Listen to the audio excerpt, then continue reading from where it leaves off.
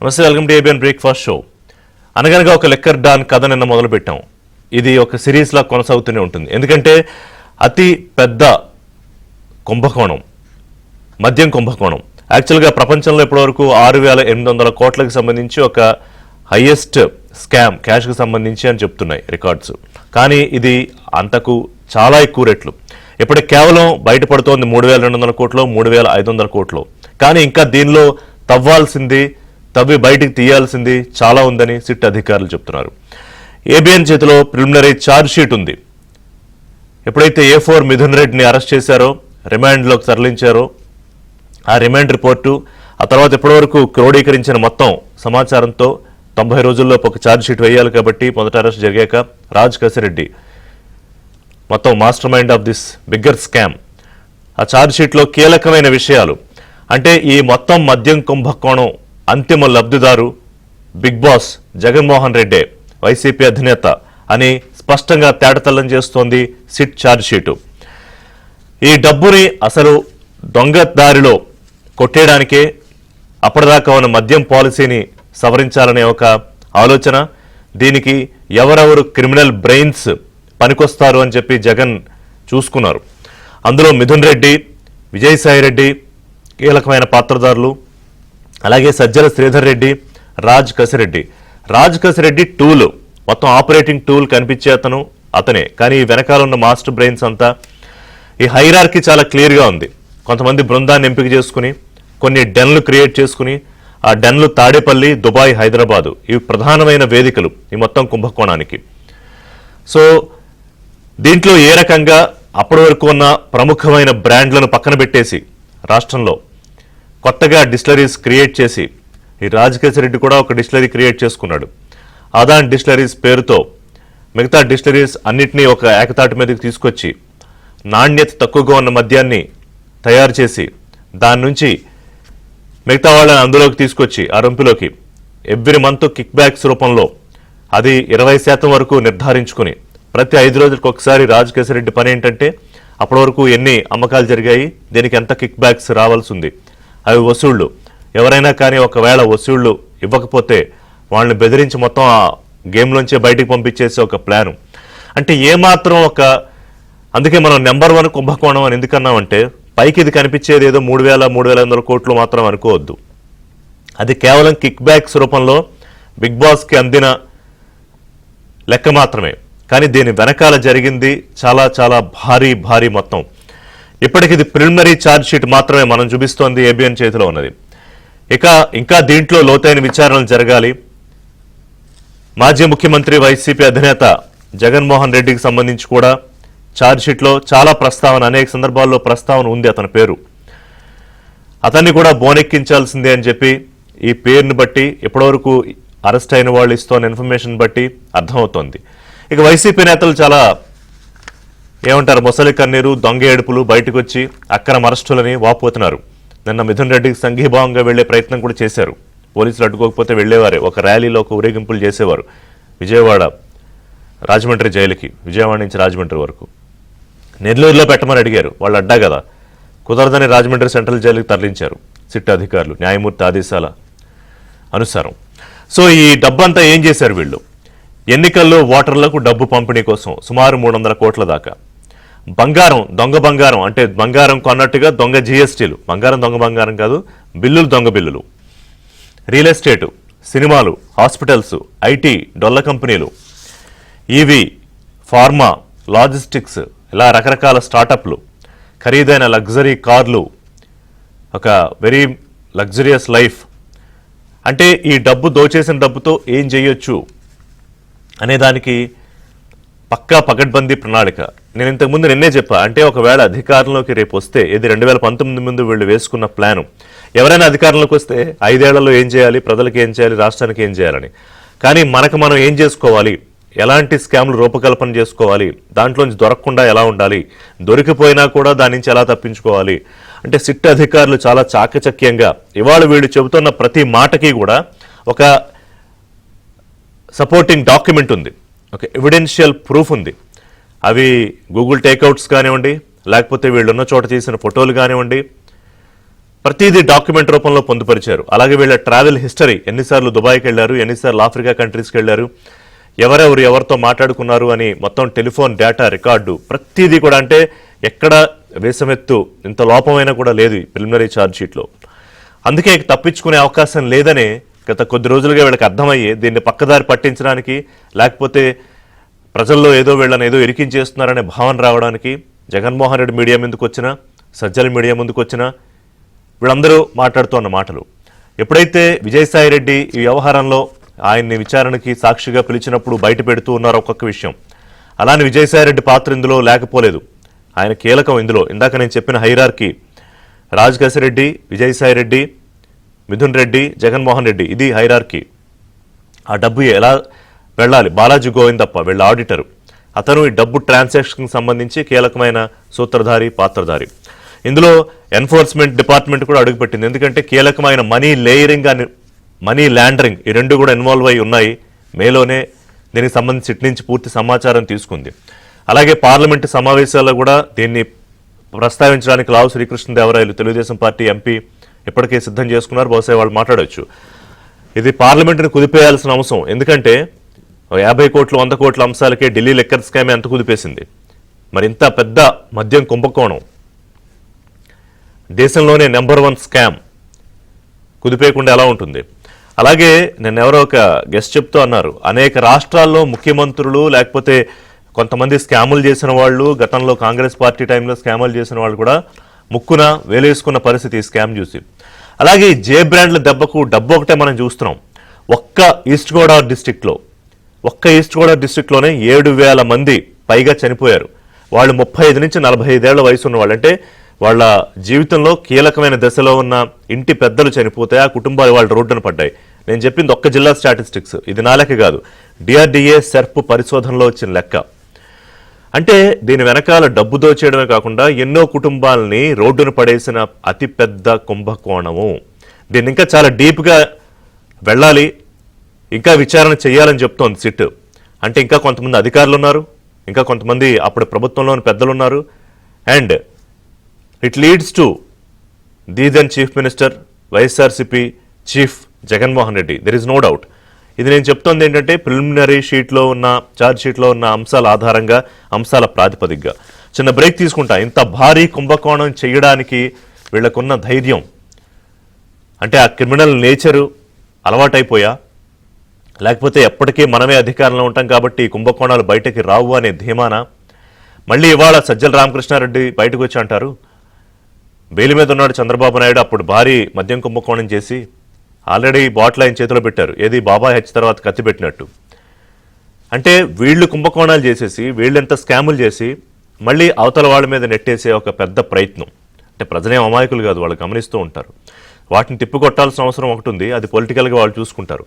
కానీ ఈ స్కామ్లో ఇంకా బయటికి రావాల్సిన పేర్లేంటి, బయటికి రావాల్సిన వ్యక్తులు ఎవరు అనేది మాట్లాడదాం. అలాగే కేంద్ర దర్యాప్తు సంస్థలు కూడా ఇప్పటికే ఈడీ సమాచారం తీసుకుంది కాబట్టి ఈ ఛార్జ్ షీట్లు బయటకు వచ్చిన తర్వాత వాళ్ళు ఎలా యాక్ట్ చేయబోతున్నారు, దేశం స్థాయిలో ఈ భారీ కుంభకోణానికి సంబంధించి ఏ విధంగా చర్చ జరగబోతోంది. ఇప్పటికైతే దేశంలోనే నెంబర్ 1 స్కామ్ అంటే ఏ రకంగా చూసినా కూడా. కానీ దీంట్లో ఇంకా పూర్తిగా విచారణ చేసి, ఇంకా అధికారుల పాత్ర ఉంది, ఇంకా అప్పుడు పార్టీలో కొంతమంది, వైసీపీలో, ప్రభుత్వంలో పెద్దలు, వీళ్ళ పాత్ర అంతా బయటకు వచ్చిన తర్వాత నాకు తెలిసి వరల్డ్లోనే నెంబర్ 1 బిగ్గెస్ట్ స్కామ్ అవుతుంది. ఎందుకంటే యాజ్ పర్ స్టడీస్ నేను కొన్ని చూస్తున్నాను, బట్ పూర్తిగా ఇప్పుడు ఏం చెప్పట్లేదు. ఎందుకంటే దీనిలో మిగతా ఛార్జ్ షీట్లన్నీ బయటకు వచ్చిన తర్వాత అప్పుడు దాని గురించి మాట్లాడదాం, ప్రపంచంలోనే నెంబర్ 1 స్కామా కాదా అని. ఇప్పటికైతే మాత్రం దేశంలోనే అతిపెద్ద స్కాము, దీనికి బిగ్ బాసే జగన్మోహన్ రెడ్డి ప్రధానమైన లబ్ధిదారు. ఆయనకి ఆ లబ్ధి చేకూర్చడానికి వీళ్ళందరూ పనిచేశారు. అలానే వాళ్ళు ఏదో పుణ్యానికి ఏం చేయలేదు, ఎవరి వాటాలు వాళ్ళకున్నాయి, ఎన్నో లేయర్స్ ఉన్నాయి. అలాగే ల్యాండరింగ్ ఉంది, మనీ లేయరింగ్ ఉంది. పిల్లి మాణిక్యరావు గారు తెలుగుదేశం పార్టీ సీనియర్ నాయకులు, lid cap chairman, Oleti Lakshminarayana గారు విశ్లేషకులు, ప్రముఖ న్యాయవాది, గాది వెంకటేశ్వరరావు గారు జనసేన పార్టీ సీనియర్ నాయకులు, జిల్లా అధ్యక్షులు. నమస్కారం అండి అందరికీ. సో వెంకటేశ్వరరావు గారు, మనం అనేక సందర్భాల్లో మాట్లాడుకున్నాం ఈ స్కామ్ గురించి. కానీ అప్పటికి ఉన్న సమాచారం ప్రకారం, అందిన దాని ప్రకారం కొంత అనుమానంగా ఒకవేళ లబ్ధిదారు ఇతనైనా కాదా, కొంత అంటే మా మాణిక్యాలరావు గారు లాంటి వాళ్ళు నేరుగా ఎప్పుడు చెప్పారు కాన్ఫిడెంట్గా ఇది ఎక్కడికి వెళ్తుంది, డబ్బు మూటలన్నీ ఎక్కడికి చేరుతున్నాయని. ఆయన ఎక్కడో మనం చిన్న బెనిఫిట్ ఆఫ్ డౌట్. కానీ ఇవాళ ప్రిలిమినరీ ఛార్జ్ షీట్ ఏదైతే ఏబిఎన్ చేతిలో మనం ఉందో చూపిస్తున్నామో క్లియర్గా ఆ అంతిమ లబ్ధిదారు ఎవరు అనేది తేటతెల్లం చేస్తోంది. కానీ నెలకి 50-60 కోట్లు, ఈ 3,200 కోట్లు యాజ్ ఆఫ్ మై నాలెడ్జ్ పైకి కనిపిస్తూ అనేది చాలా చిన్న అమౌంటే. దీని వెనకాల ఇంకా తవ్వే కొద్దీ బయట పడతాయి. ఎట్లా చూస్తున్నారు వెంకటేశ్వర గారి ఛార్జ్ షీట్ వచ్చిన తర్వాత, ముఖ్యంగా మిథున్ రెడ్డి అరెస్ట్ తర్వాత ఇది మొత్తం it's taking a new shape all together? Rishi గారు, మీకు అలానే ప్యానల్ ఉన్నటువంటి పెద్దలు మాణిక్యాలరావు గారికి, లక్ష్మీనారాయణ గారికి, వ్యూవర్స్ అందరికి కూడా శుభోదయం. నమస్కారం. ప్రజలు ఒకసారి అర్థం చేసుకోవాలి, రాజకీయ నాయకులకి వ్యాపారస్తులకి తేడా ఏంటనేది. ఇవాళ ప్రజలు ఆ కోణంలోనూ చూడాలి.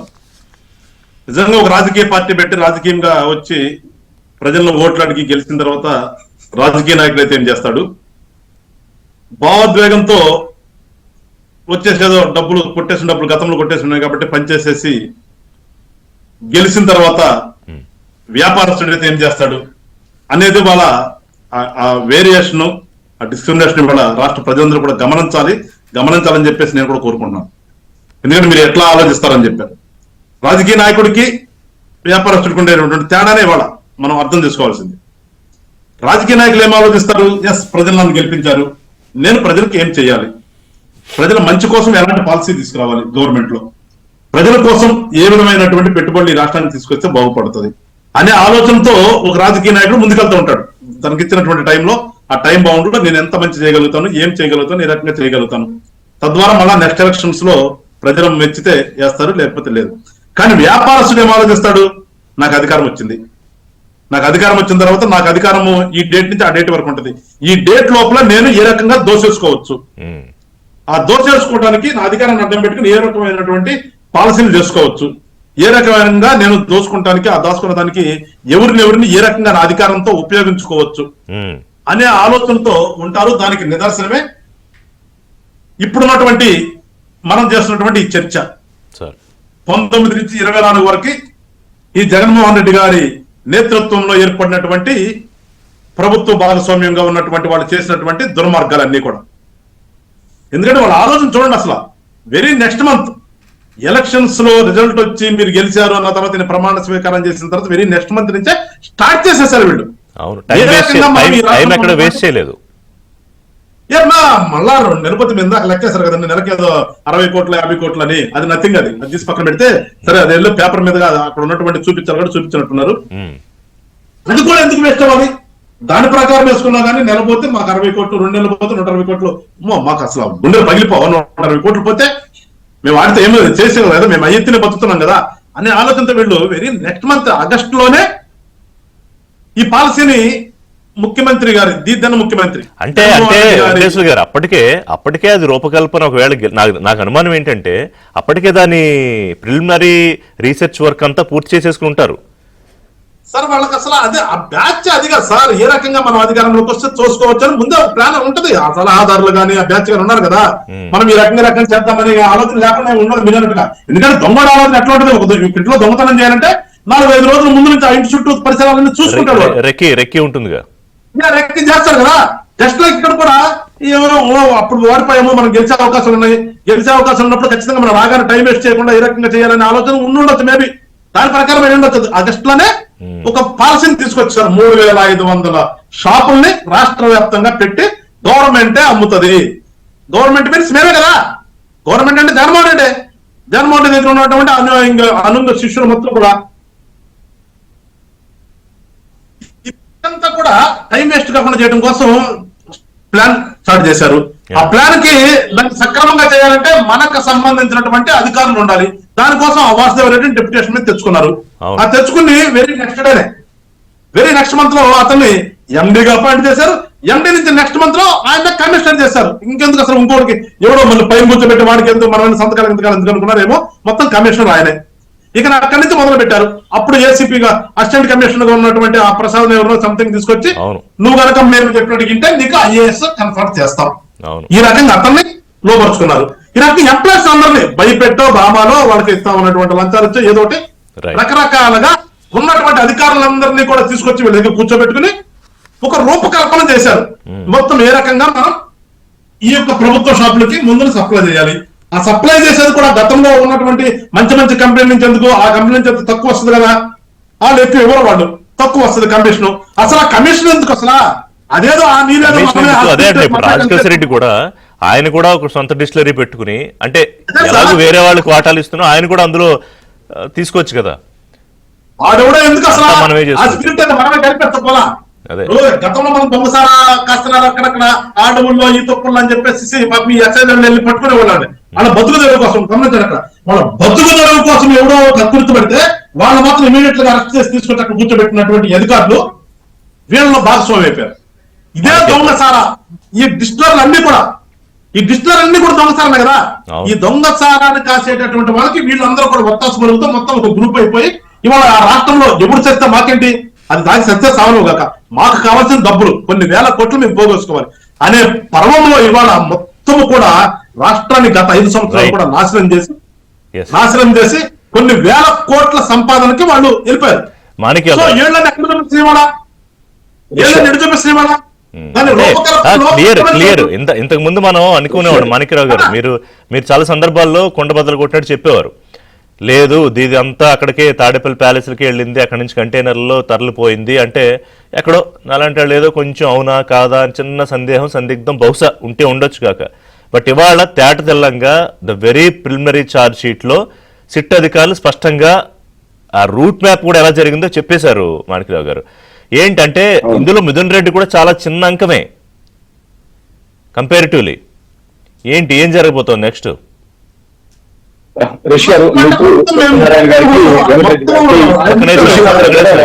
మాణిక్యరావు గారు మాట్లాడుతున్నారు. వినపడుతుందండి నా మాట? వినపడుతుంది చెప్పండి.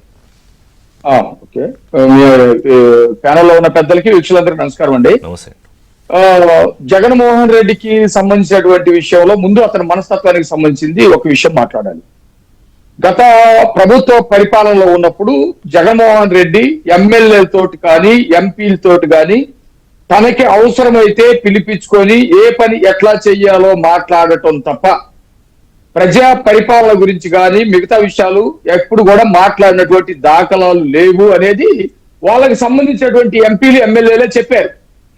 ఒక్కొక్క ఎంపీ నేను ఒకసారి కంటే ఎక్కువ కలవలేదు, నేను 2 సార్లు కంటే ఎక్కువ కలవలేదు, నాకు అపాయింట్మెంట్ లేదని మంత్రులు కూడా చెప్పాడు. అందుకనే మీరు ఇక్కడ చూస్తే అంతిమ లబ్ధిదారు అనే మంచి చక్కటి పదాలు వాడాల్సినటువంటి అవసరం లేదు. Jagan is the big don. అతను మొత్తం ఈ నేర ముఠాకి డాన్ లాంటి వాడు. అతను వేసే ప్లాన్లన్నీ అట్లాగే ఉంటుంది. చదువుకున్నటువంటి 2 వ్యక్తులు చదువుని సంస్కారవంతంగా ప్రజల కోసం ఉపయోగపడితే ఒక పద్ధతిలో రిజల్ట్ వస్తాయి. అదే చదువుకున్నటువంటి వాడు నేరపూర్తిగా మారితే ఇంకొక రిజల్ట్ వస్తాయి. ఉదాహరణకి మీకు రజనీకాంత్ ఒక సినిమా ఉంది, ఏదో టెక్నికల్ సినిమా. దానిలో ఒకడు టెక్నాలజీ తోటి విధ్వంసం చేస్తాడు, ఇంకొకడు టెక్నాలజీ తోటి మంచి చేస్తాడు. జగన్మోహన్ రెడ్డి ఒక ముఖ్యమంత్రి కొడుకు, అతను నేరాలు మొత్తం పురికి ముచ్చుకొని ఎట్లా నేరాలు చేయాలని చెప్పేసి ప్లాన్ చేస్తా ఉన్నారు. ముఖ్యంగా ఈ విషయాలే మనం మాట్లాడితే మద్యానికి సంబంధించినటువంటి విషయంలో ప్రజల ముఖాన కొన్ని నినాదాలు పడేసేది. నేను అధికారంలోకి వస్తే పూర్తి మద్యపాన నిషేధం, నేను అధికారంలోకి వస్తే ఎక్కడ బెల్ట్ షాపులు ఉండవు, లేకపోతే అక్క చెల్లెలు వాళ్ళు వీళ్ళు సంతోషంగా ఉంటారు. ఈ నినాదాల చుట్టూ ప్రజలు తిరుగుతూ ఉంటారు. అతను ఒక పాలసీనే తయారు చేసేది. మద్యానికి సంబంధించి ఇప్పుడున్నటువంటి మద్యం ద్వారా మనకు వచ్చేటువంటి కమిషన్ అంతా 100కి ₹2 కమిషన్ వస్తుంది అనుకో, 100కి ₹80 కమిషన్ వస్తే ఎట్లా ఉండాలి, ఏం చేయాలి, దాంట్లో ఏం కలపాలి, ఎట్లా ఆ ఫ్యాక్టరీలు పెట్టాలి, ఆ ఫ్యాక్టరీల నుంచి మన వాళ్ళ దగ్గరికి ఎట్లా వెళ్ళాలి, మన వాళ్ళు ఎట్లా అమ్మాలి, దాన్ని డిజిటలైజేషన్ లేకుండా ఎట్లా ఉండాలి, వీటిని వసూలు చేయడానికి పేదవాళ్ళు చదువుకున్నటువంటి వాళ్ళని ఎట్లా ఇన్వాల్వ్ చేయాలి, ఈ డబ్బు మొత్తం ఎవరి దగ్గరికి రావాలి, అది నా దగ్గరికి ఎట్లా చేరాలి. ఇదంతా కూడా క్రిమినల్స్ చేసేటువంటి వాళ్ళు, క్రిమినల్ వ్యూహాలు చేసేటువంటి వాళ్ళు. మీరు చాలా మంది ఆంధ్ర రాష్ట్రంలో ముఖ్యమంత్రులు చూశారు. నేదురుమల్లి జనార్దన్ రెడ్డి గారు, చెన్నారెడ్డి గారు, రోచయ్య గారు, లేకపోతే కొద్దిగా రాజశేఖర రెడ్డి గారిని కూడా అనుకుందాం, చంద్రబాబు నాయుడు గారు, ఇలాంటి వాళ్ళందరూ చూశారు. ఎవరైనా సరే పరిపాలనలో తప్పులు దొరికినాయో గాని పరిపాలనే నేరమయంగా చేసేటువంటి చరిత్ర ఆంధ్రప్రదేశ్ లో అయితే మనం చూడాలి. అక్కడక్కడ దొరికి ఉండొచ్చు, కానీ జగన్మోహన్ రెడ్డి చేసింది మొత్తం పరిపాలనే నేరపూర్తిగా చేసినటువంటి పరిస్థితి ఉంది.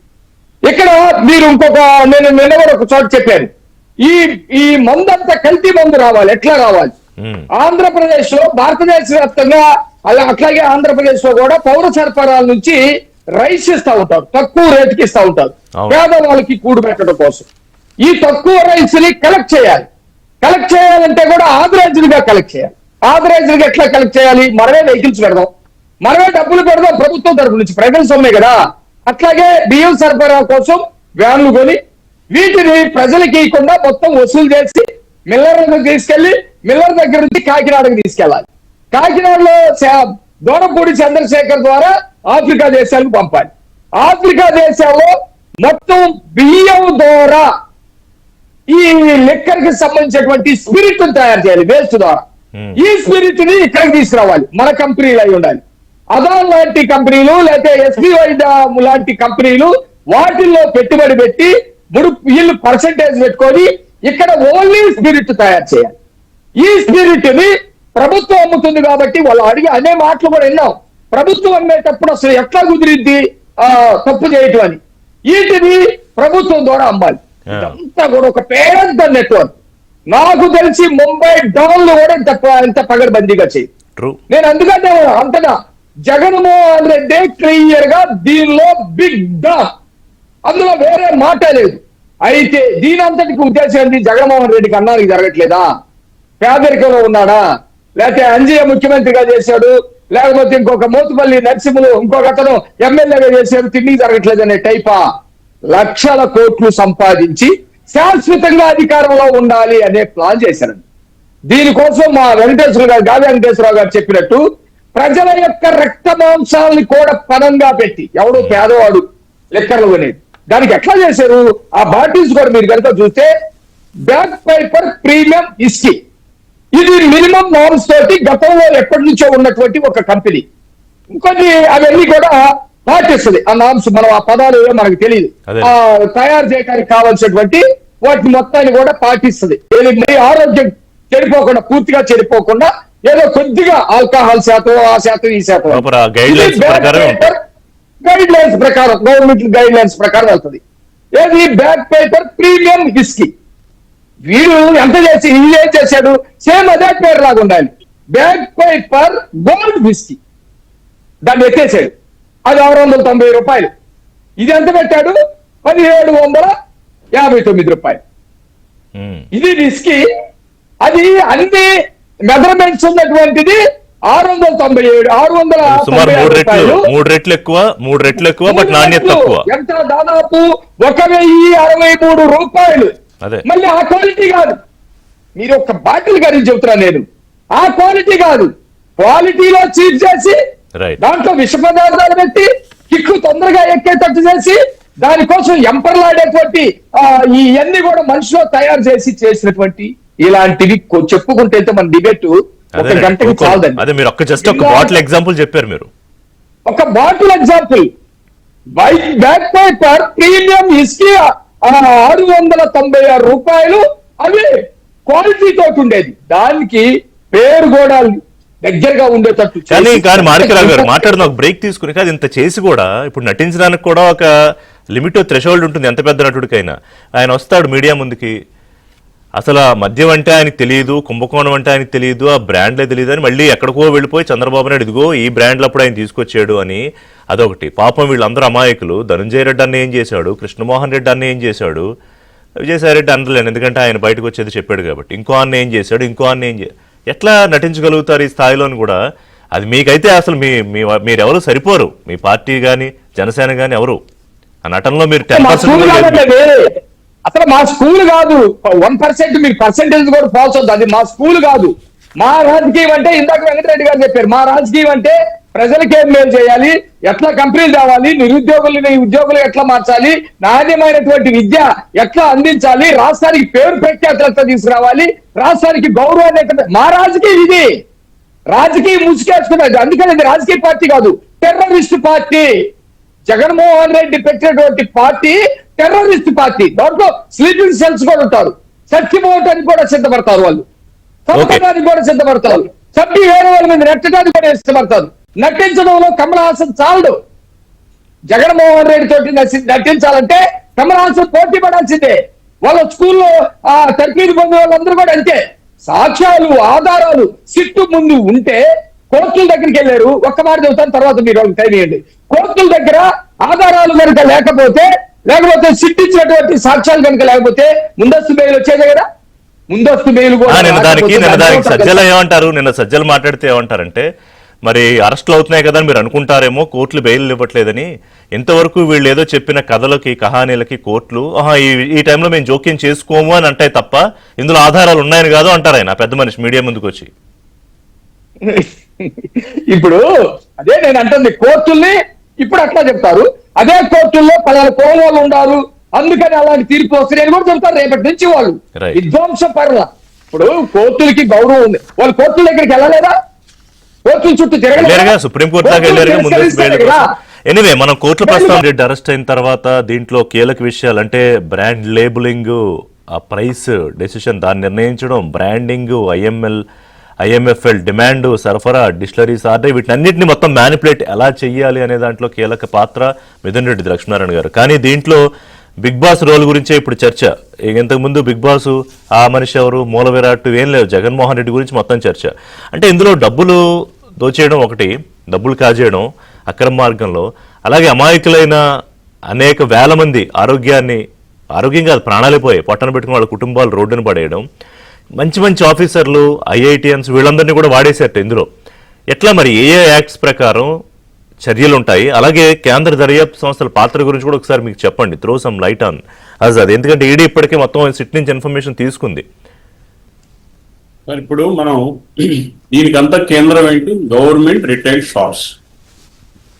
గవర్నమెంట్ రిటైల్ షాప్ సంబంధించి ఒక పాలసీ ఉంది. 2017లో ఒక పాలసీ ఉంది, 2014 నుంచి 19 దాకా ఒక పాలసీ ఉంది.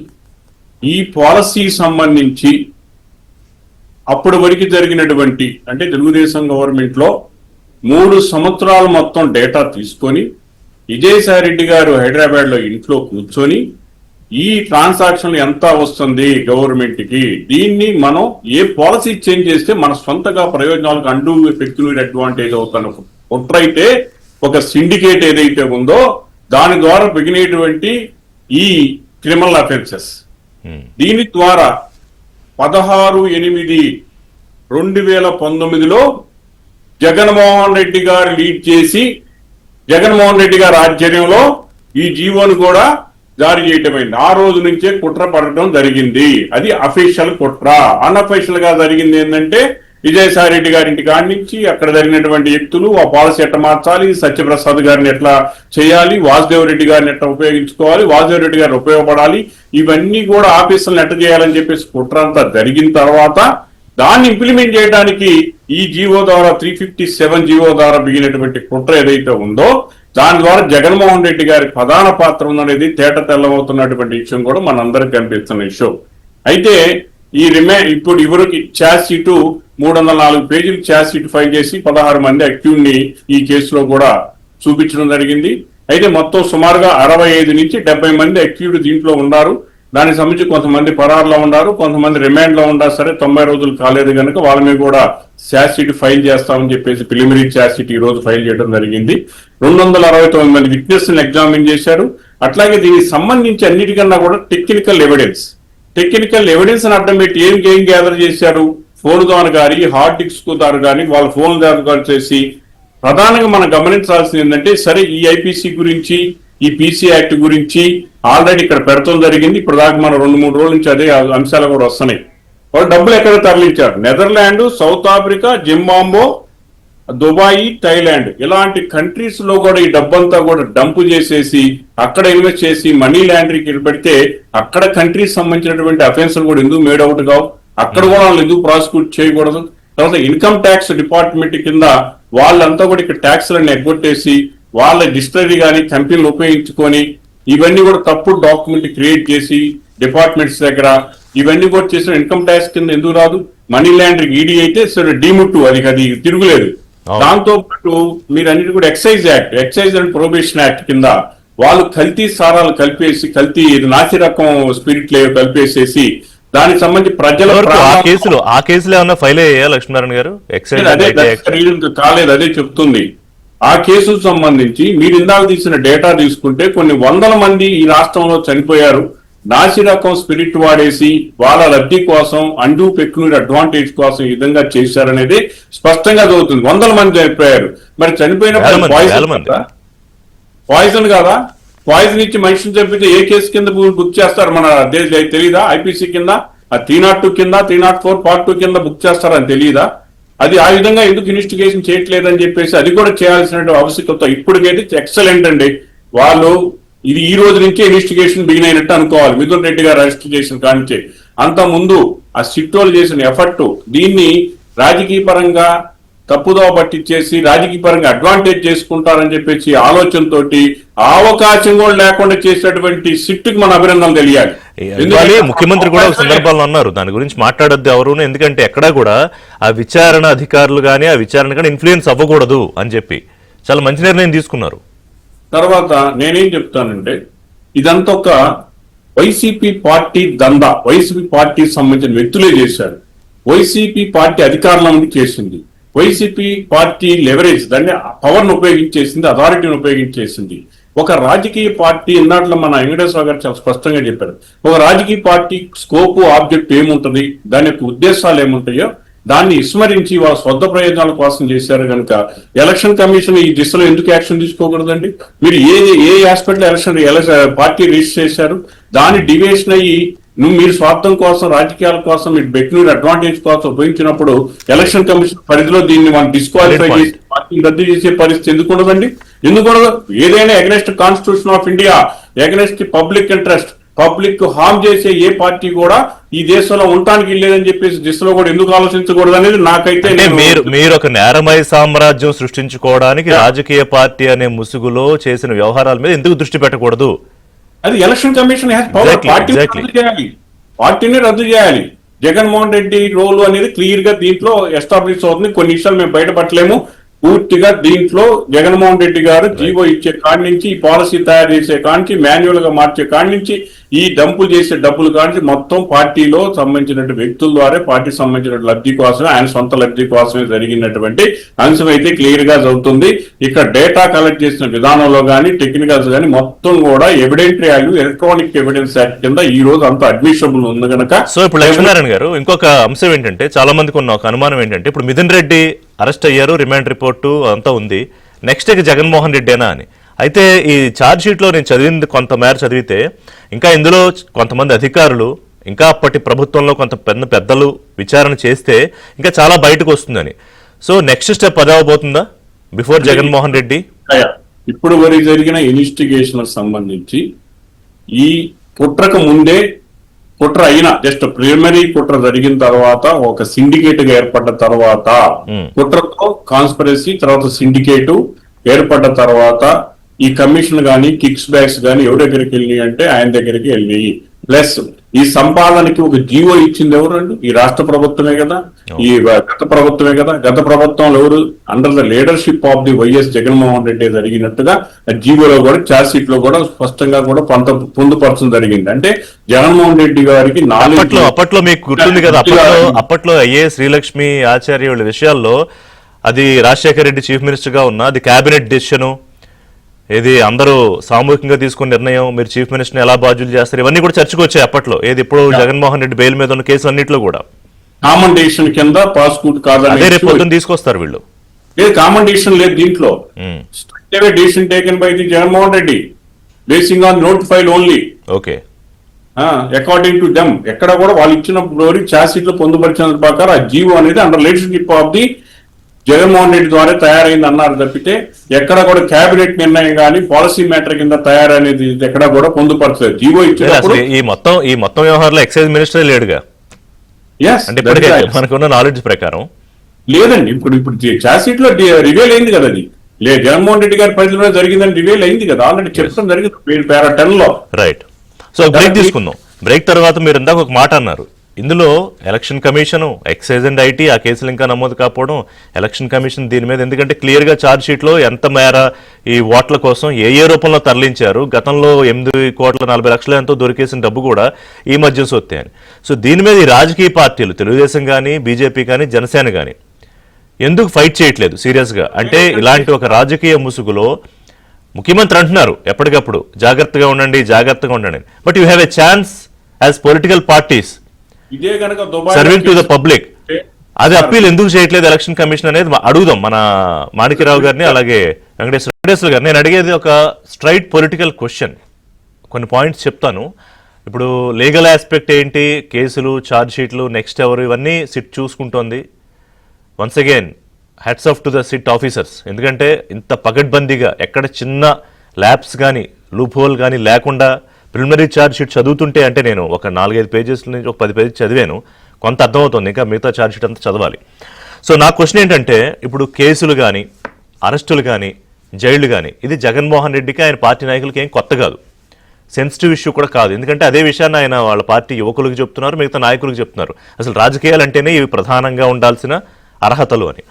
సో అలాంటప్పుడు ఇది పెద్ద విషయం అవుతుందని నేను అనుకోను. ఇక్కడ ఏంటంటే 2 అంశాలు ఆయనకి తెలిసినవి, ఆయన గత ప్రభుత్వంలో చేసినవి ఏంటంటే, ఒకటి డబ్బు దోచేయడం ఎలాగా, దాంతో ఓట్లు కొనుక్కోవడం ఎలాగా. 2 ప్రజలు కట్టిన పన్ను డబ్బులతోటి బటన్లు నొక్కడం ఎలాగా. ఇఫ్ ఆయన నొక్కి ఆ డబ్బులన్నీ కూడా పూర్తిగా వెళితే, ఇది తప్ప మూడో విషయం ఇంకా తెలుసని నేనైతే అనుకోవట్లా.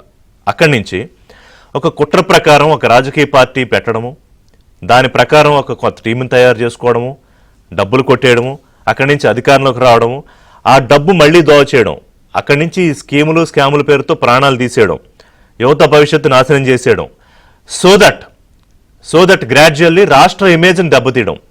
ఇప్పుడు మీరేం చేయబోతున్నారు? ఇన్ని చెప్పాను నేను. ఖచ్చితంగా చేస్తాం ఋషి గారు. పవన్ కళ్యాణ్ గారు కూటమిని ఏర్పాటు చేయడంలో ముఖ్య పాత్ర పోషించింది ఎందుకంటే ఈ రాష్ట్రం ఇమేజ్ దెబ్బతింటుంది. అవును, పిచ్చి పరిపాలన చేస్తున్నాడు. ఒక మంచి పరిపాలన ఉండాలంటే సుస్థిర ప్రభుత్వం ఉండాలి.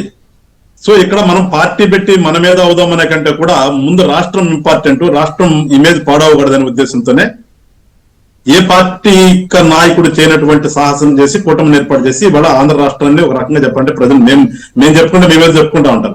రాష్ట్రంలో ఒక మంచి పరిపాలన అంటే రాష్ట్రం మళ్ళా కరెక్ట్ ఒక దిశగా వెళ్ళాలని ఆలోచన చేసినటువంటి జనసేన పార్టీ. సో ఇలాంటి సందర్భంలో మేము ఖచ్చితంగా నాకు మీ ఇంటెన్షన్ ఏంటో నాకు అర్థమైంది. ఇలా పెద్ద లక్ష్మణ గారు కూడా చెప్పారు. మా ప్రయత్నం కాదు, మేము రాష్ట్రాన్ని కాపాడదామని వచ్చినప్పుడు, ఒక మార్పు తీసుకురావాలి రాజకీయాల్లో వచ్చినప్పుడు ఖచ్చితంగా ఆ దిశగా మేము అడుగులు వేస్తాం. ఆ పార్టీ మీద ఏ రకంగా ఎలక్షన్ కమిషన్ ఆఫ్ ఇండియా దగ్గరికి వెళ్ళాలో ఆ రకంగా ఖచ్చితంగా మేము మూవ్ అవుతాము. ఇక్కడ ప్రజలు కూడా అర్థం చేసుకోవాలి. అదే మేమంటుంది, నేను చెప్పేది కూడా ప్రజలు కూడా అర్థం చేసుకోవాలి. ఎందుకంటే గతంలో ఒక స్కిల్ డెవలప్మెంట్ కేసులు ఏదో అవకతవకలు జరిగినాయి కదా, చంద్రబాబు నాయుడు గారి మీద కేసు కట్టి తీసుకొచ్చి పెట్టారైనా, రాత్రి అరెస్ట్ చేసి తీసుకొచ్చాడు కదా. అంటే ఒక ప్రభుత్వం ఒక పాలసీలో తప్పు జరిగితే రెస్పాన్సిబిలిటీ ఎవరు? సీఎం. సో ఇక్కడ కూడా అదే కదా, జస్ట్ లైక్ దానికి ఎందుకు వాళ్ళు పెద్ద ఇదావాల్సిన లేదు అనేది కక్ష కాదు కదా. ఇక్కడ ఆయన ఒక పాలసీ పెట్టాడు, ఆ పాలసీకి రూపకల్పన అయినా పాలసీలో తప్పులు జరిగినాయి, ఇవాళ ఇన్వెస్టిగేషన్ జరుగుతుంది, కొన్ని వేల కోట్ల అవినీతి జరిగిందని వస్తుంది. ఖచ్చితంగా వచ్చినప్పుడు మరి ఆయన గారికి ఇంకెవరవుతారు దీంట్లో ముద్దాయి? ఖచ్చితంగా ప్రైవేట్ ఆయనే అవుతాడు కదా. నేను బటన్ నొక్కాను, నేను సంక్షేమం చేశాను, 2,50,000 కోట్లు నేను ఏదో పనిచేశానని చెప్పి గొప్ప చెప్పుకుంటాడు కదా. నువ్వు 2,50,000 కోట్లు పనిచేసి చేసినప్పుడు ఎట్లా గొప్ప చెప్పుకుంటున్నావో, ఇక్కడ అంతకు మించి అవినీతి జరిగిందన్నప్పుడు దానికి కూడా రెస్పాన్సిబిలిటీ నువ్వే కదా. దాంట్లో మంచి జరిగిందని అట్లా నేను చెప్పుకున్నావో, మంచి జరిగిందా లేదా అనేది నీకు తెలుసు, మాకు తెలుసు, ప్రజలు తెలుసు. అక్కడ నువ్వు గొప్పలు చెప్పుకున్నప్పుడు దీనికి కూడా రెస్పాన్సిబిలిటీ నీదే కదా. సో ఖచ్చితంగా దీంట్లో జగన్మోహన్ రెడ్డి గారు దెన్ సీఎం గారు ముఖ్య పాత్ర తీసుకోవాల్సిందే, రెస్పాన్సిబిలిటీ తీసుకోవాల్సింది, దాంట్లో ఎలాంటి సందేహం లేదు. ఆ రకంగానే లీగల్ గా వెళ్తుంది. చట్టం కూడా అదే చెప్తుంది. ఇక్కడ దీంట్లో కూడా మనకి వాళ్ళు పెట్టిన దాంట్లో కూడా రెడ్ విత్ 34, 37 కూడా ఉన్నాయి. ఆ రెడ్ విత్ 34, 37 కింద వీళ్ళందరూ కూడా వచ్చి తీరాల్సిందే.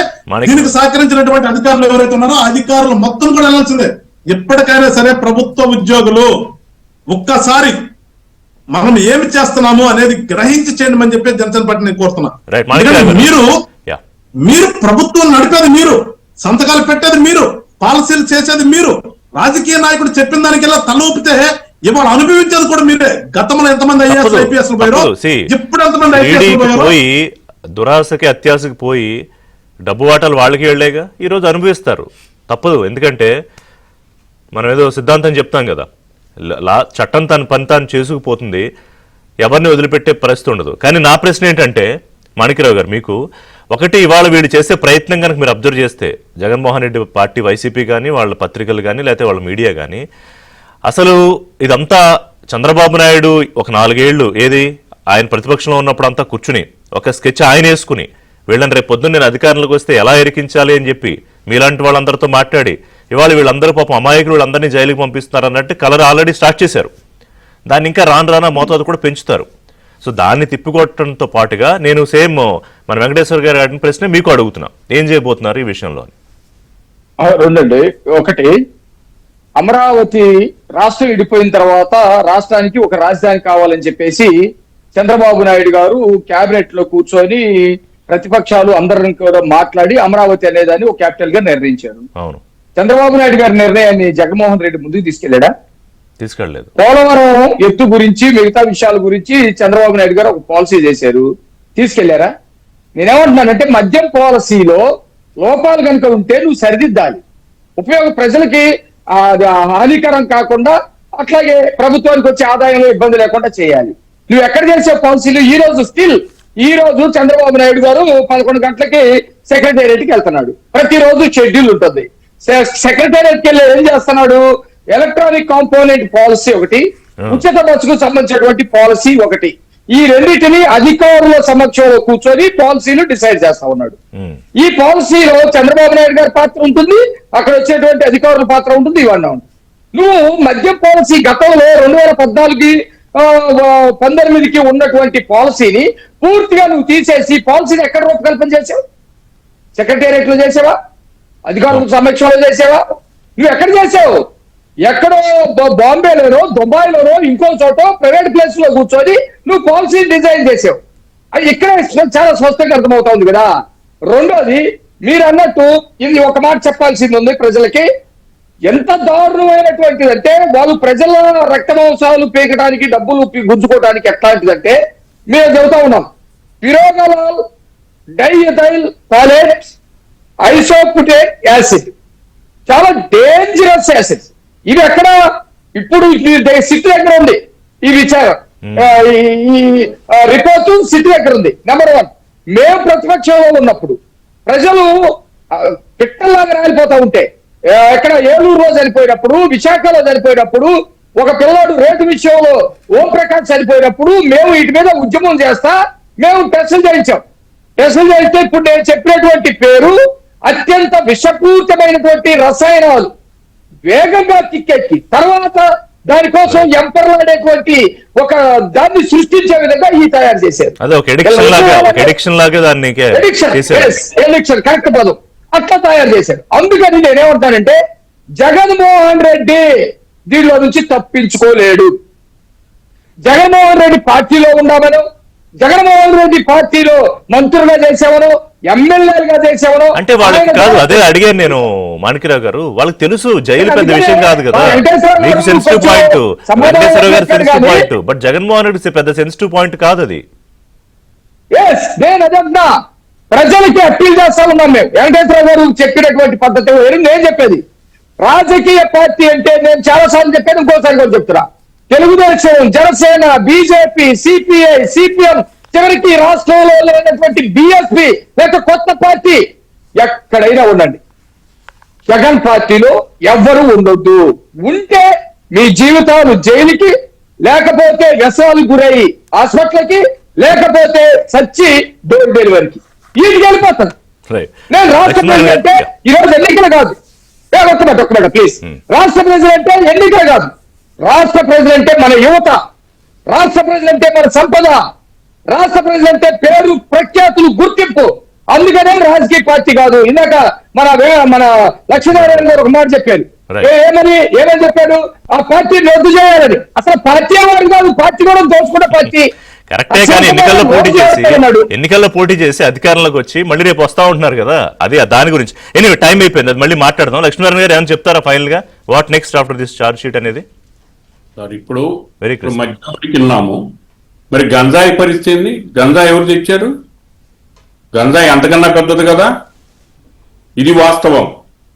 గంజాయి కూడా ఈ రాష్ట్రంలో ప్రవేశపెట్టి యువతకి వాళ్ళు అందుబాటులో తెచ్చేసి వాళ్ళ ద్వారా వ్యాపారాలు చేసినటువంటి ఘనకార్యం కూడా ఈ వైసీపీ వాళ్ళకే ఉంది. ఆ దిశలో కూడా ప్రయత్నించాలి. ఇందాక ఇప్పుడు దాకా మనం చెప్పేది ఏంటంటే ఒక్కటే కంక్లూజన్ అండి, ఎవరైతే ఈ నాసిరకం మద్యం తాగి చనిపోయారో వాళ్ళని గుర్తించి గవర్నమెంట్ బాధ్యతాయుతంగా వ్యవహరించేసి ఈ డిస్టరీ సప్లైర్స్ ఎవరైతే ఉన్నారో వాళ్ళ కూడా ఎక్సైజ్ యాక్ట్ మీద కూడా కేసులు పెట్టాలి, వాళ్ళే కాంపన్సేషన్ పే చేయాలి. మీకు అన్నిటికన్నా ఇష్యూ ఒక్క ఇష్యూ అండి, ఇప్పుడు అన్ని 8 కంపెనీల పేర్లు చూపించారు. ఈ 8 కంపెనీల పేర్లు చూపించిన దాంట్లో కూడా ఆ కంపెనీ నుంచి సప్లై అయినటువంటి మద్యం కాదది, మధ్యలో లేబుల్ మార్చేస్తారు. నేను చెప్పాను కదా, ఆ లేబుల్స్ మార్చి వ్యవహారం పాత్ర మిథున్ రెడ్డి వాళ్ళు ఇవన్నీ కూడా చేసేసి ఈ విధంగా చేసేసి ఇట్లా చేసేది కాబట్టి అది డెఫినెట్ గా రాబోయే కాలం ఇంకా చాలా ఉంటది కదా. చూద్దాం, మళ్ళీ డెవలప్మెంట్స్ మీద మాట్లాడదాం. థ్యాంక్ యూ లక్ష్మీనారాయణ గారు, వెంకటేశ్వర గారు, మాణిక్యరావు గారు. ఇది వాళ్ళ breakfast show. Keep watching ABN Andhra Jyothi.